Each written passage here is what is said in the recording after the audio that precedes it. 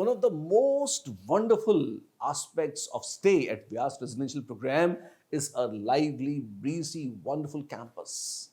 It is a campus full of sunlight, full of wonderfully fresh air. Of course, rooms are air conditioned, but then you can breathe fresh air definitely because it is not in a very crowded space.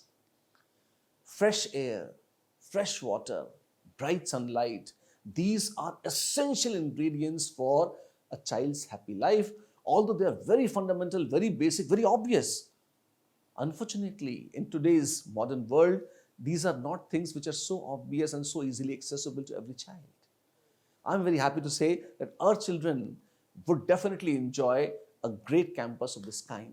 Obviously, there's no place like home. Nothing can beat a homestay.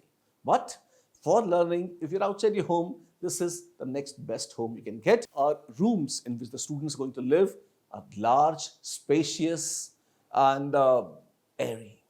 Air conditioned, of course, comfortable, cozy. And at the same time, the entire campus is very well maintained by the efforts of a very good housekeeping team. All of them put together take very good care of the children with responsible wardens and set of resident teachers together.